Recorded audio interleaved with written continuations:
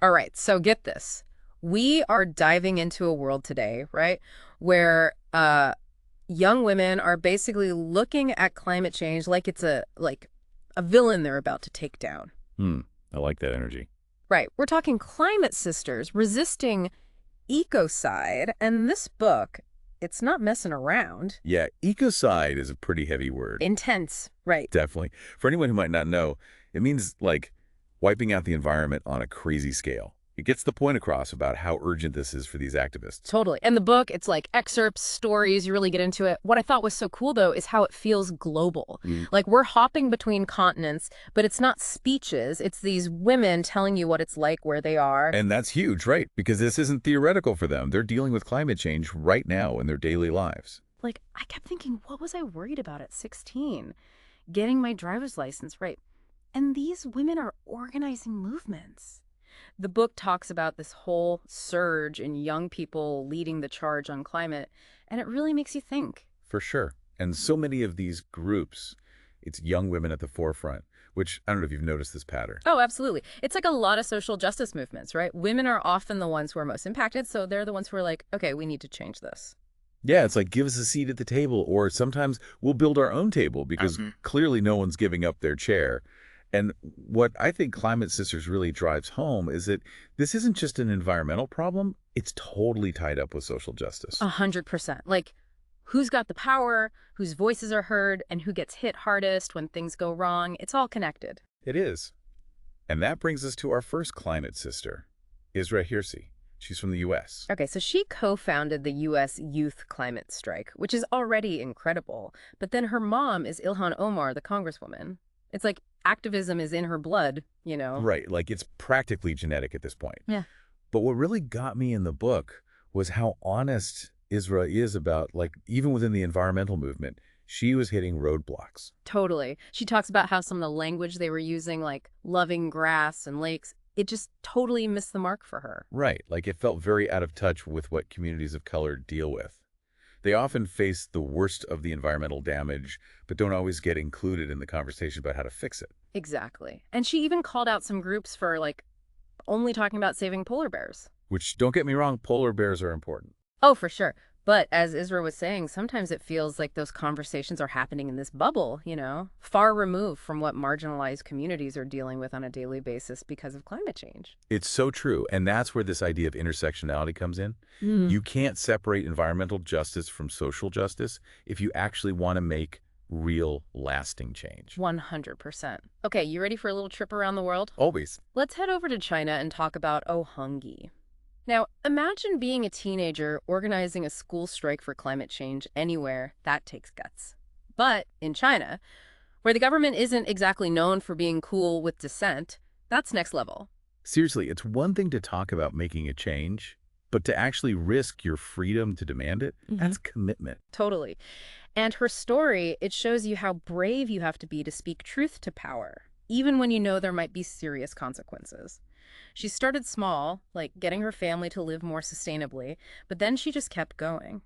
Protests, facing pressure from the authorities. She even went on a hunger strike in Switzerland to protest a cement company's environmental practices. Wow, talk about putting it all on the line. What I find so inspiring about Hongyi is that she just refuses to be intimidated. She said, we will all feel guilty for the next generation if we don't do something. It's like this stark reminder, right? This isn't some problem for our grandkids to deal with. It's happening now, and it's up to us to do something about it. And also, even in a place like China, where you might feel like one person can't make a difference, look at what she's doing. It shows you that change can come from anywhere if people are brave enough to stand up for what they believe in. And speaking of different perspectives, let's jump over to Mozambique. We need to talk about Iracema, Mamadu, Hussein. She's got a really interesting perspective, right? Because she's not just a climate activist. Right. She's a climate scientist. So she's got this whole other layer of understanding. Exactly. And she lives in Mozambique, a country that is already getting hit hard by climate change. So she's not just reading about rising sea levels in a textbook. She's seeing how those rising waters are displacing communities and destroying livelihoods right where she lives. She's living it. And she talks about how Mozambique is dealing with these intense cyclones, floods, droughts, all happening more and more often, and how devastating it is for people. She keeps saying that we need climate solutions that actually work for places like Mozambique. You can't just have one solution that you try to apply everywhere. That makes sense. Like, what works in a wealthy country with a ton of resources isn't going to magically work in a place like Mozambique, which is Mhm. already dealing with poverty and inequality. Exactly. Iracema is pushing for a smarter, fairer approach to tackling climate change. One that recognizes that different communities around the world are having very different experiences. Which makes you wonder, why aren't more scientists also activists? They have the data, right? Right. They understand how serious this is. You'd almost think they have a responsibility to speak out. Totally. And that's something else that this book, Climate Sisters, really shows you. This feeling of responsibility these young women have. Like, it's not enough to just see the problem, they have to try to fix it. Yeah.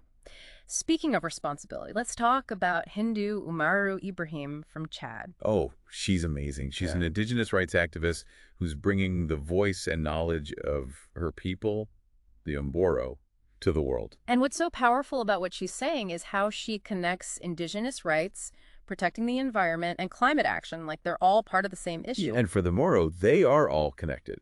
She makes it clear that you can't separate them and pretend they're different problems. It's all connected, right? And she talks about how indigenous communities have been taking care of their land for centuries. They know what they're doing.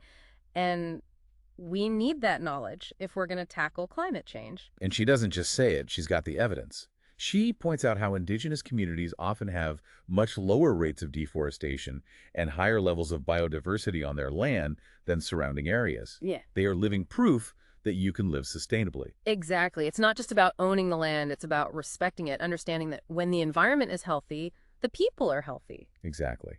And Hindu argues that respecting indigenous land rights isn't just the right thing to do, it's essential for protecting biodiversity and mitigating climate change. We need to learn from indigenous communities, especially when it comes to, like, living in harmony with nature instead of trying to control it. Absolutely. And, that brings us to our last climate sister for this part of the deep dive. We have to talk about Fatou Jeng from Gambia. Fatou is all about action. She founded this organization called Clean Earth Gambia, which focuses on teaching people about the environment, conserving natural resources, and planting trees, like tackling climate change from the ground up. I love that she didn't wait for someone to give her permission or funding. She saw a problem, and she was like, I'm going to be part of the solution. It's that whole be the change thing, right? Yeah. Like, you don't have to wait for someone to tell you what to do. You can just start making a difference. Exactly. And she makes it clear in the book that for her, this isn't some far-off threat. She is watching climate change happen right now in Gambia. Rising sea levels are eating away at the coastlines. Droughts are destroying crops. They're having more and more extreme weather events. It really makes it real when you hear it from someone who's watching their home change like that, This isn't something that's going to happen in the future. It's happening right now. It is, and it brings up a really important point that comes up a lot in conversations about climate change.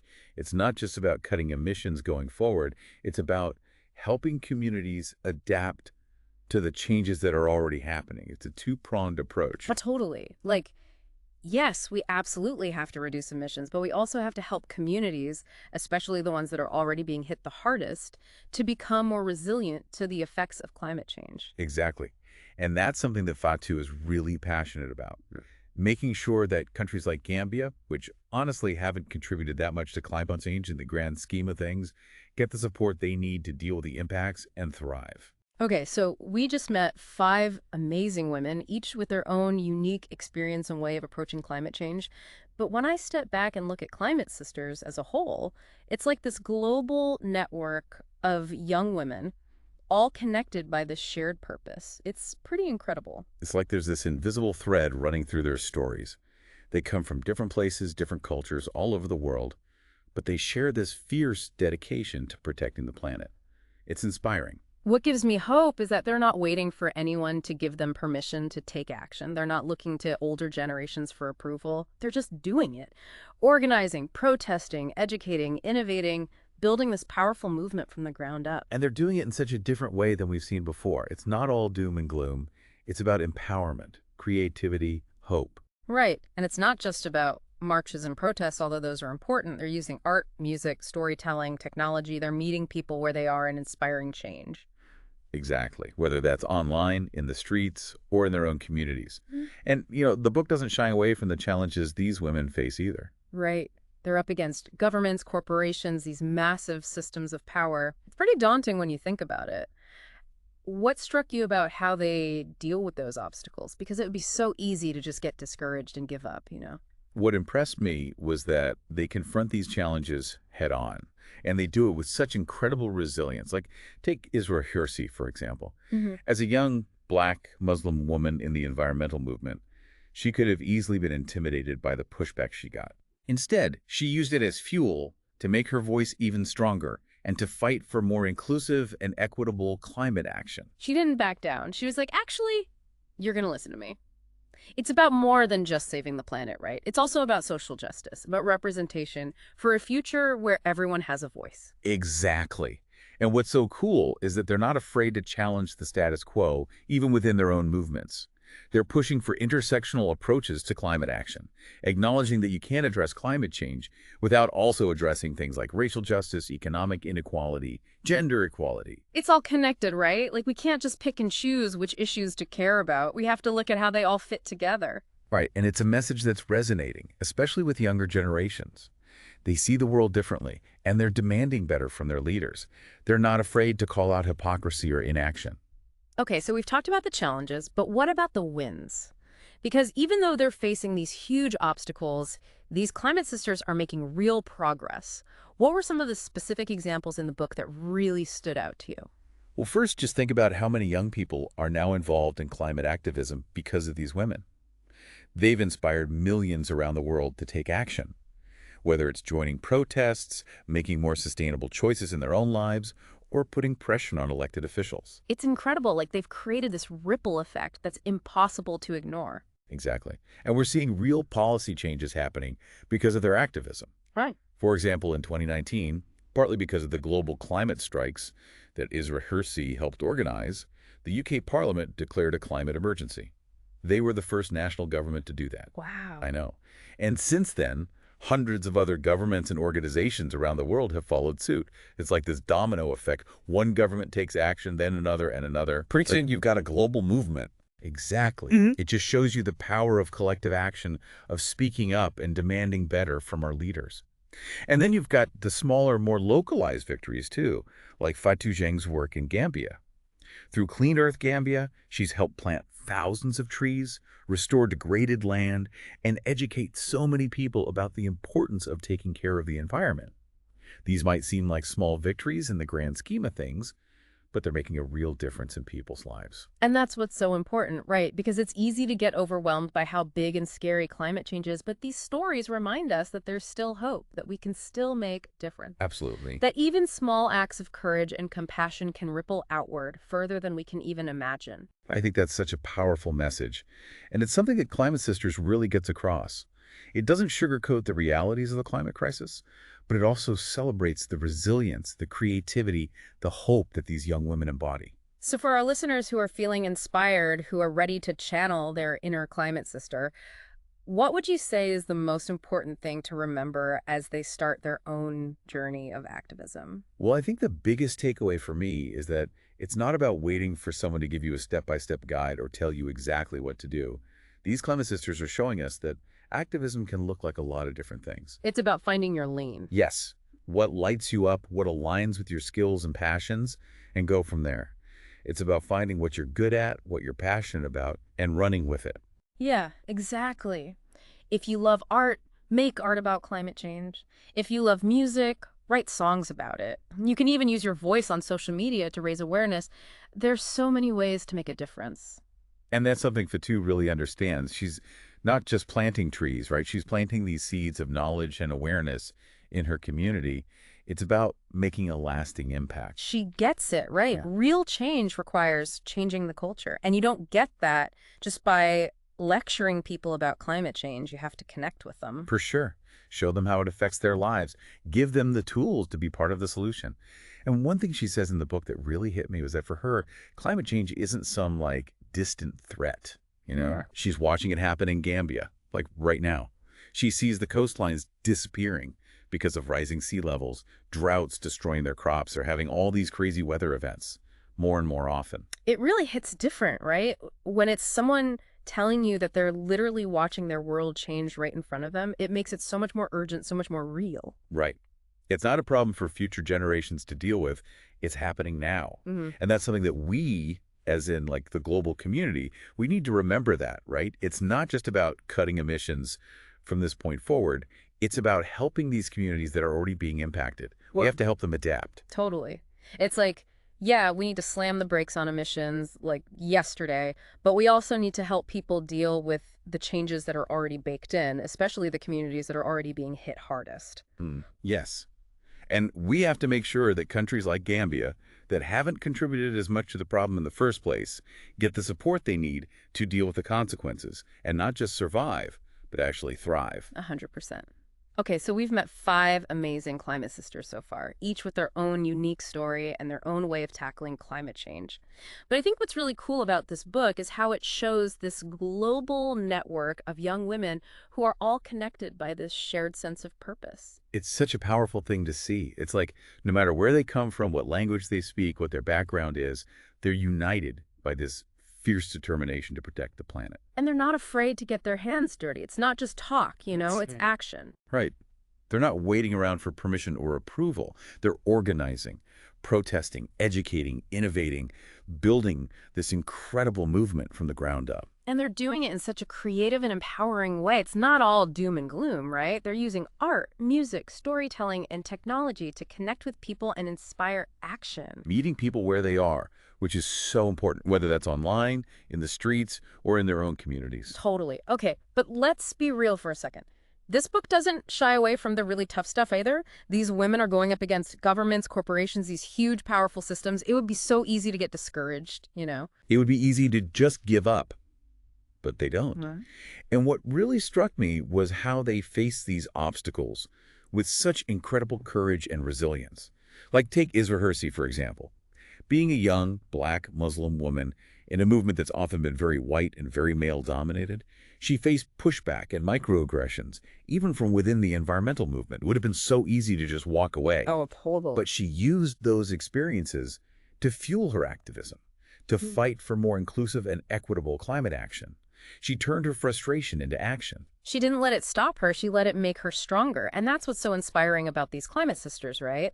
It's about so much more than just saving the planet. It's about fighting for a more just world for everyone. Right. And they understand that you can't address one issue without addressing the others. They're pushing for change on all these different fronts. They're connecting the dots between climate change, social justice, racial justice, economic justice. They're saying we have to address all of these issues together if we want to create a better future. Exactly. And that's a message that's really resonating, especially with younger generations. They get it. They're not falling for these old categories and divisions. It's like they're seeing the bigger picture, right? Yes. And they're demanding that their leaders do the same. Okay, so we've talked about the challenges, which are definitely real and significant. But what about the wins? Because despite all the obstacles, these climate sisters are making a difference. What are some of the concrete examples from the book that you found really inspiring? Oh, there are so many. But I think the biggest one is just the sheer number of people, especially young people, who are involved in climate activism now because of these women. It's incredible. They've inspired millions all over the world to step up and do something, whether that's joining a protest, making changes in their own lives to be more sustainable, or putting pressure on their governments to take action. Like they've created this ripple effect that's impossible to ignore. Right. It's not just about these 5 women, it's about the movements they've helped to build. Exactly. And we're seeing real changes happening because of their activism. Yeah. Like remember in 2019 when the UK Parliament declared a climate emergency? Yeah. They were the first country to do that. And it was partly because of those global climate strikes that Isra Hirsi helped to organize. Wow, I'd forgotten about that. Right. And since then, hundreds of other governments and organizations around the world have followed their lead. One little thing sparked this massive shift. It gives me chills. It's amazing. It shows you what can happen when people come together and demand better from their leaders. And then there are all the smaller victories happening on the local level too, like what Fatou Jeng is doing in Gambia. Yeah, tell me more about that. Through her organization, Clean Earth Gambia, she's helped to plant thousands of trees, restore land that had been damaged, and educate tons of people about why we need to take care of the environment. I mean, on a global scale, planting a few thousand trees might not seem like much, but in those communities, It's huge. Right, and it's making a real difference in people's lives. And those are the stories that we need to hear, right? Because it's easy to get overwhelmed by the scale of climate change. It can make you feel totally powerless.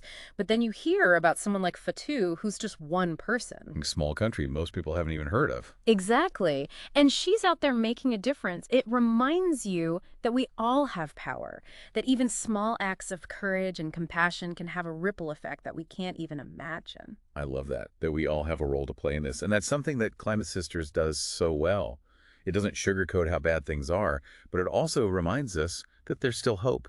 Yes, that's what makes this book so powerful. It doesn't shy away from the hard stuff, but it doesn't leave you feeling hopeless either.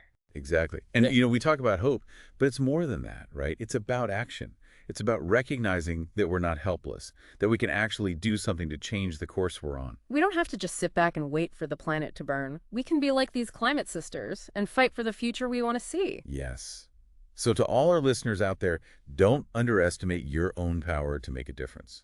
Find what you're passionate about, find your people, and get to work. We need all hands on deck. Couldn't have said it better myself. It's been so inspiring diving into these stories with you today. Thanks for joining me. The honor was all mine. And to our listeners, thank you for being here, for caring, and for being part of the solution. Until next time, stay curious, stay engaged, and keep fighting the good fight.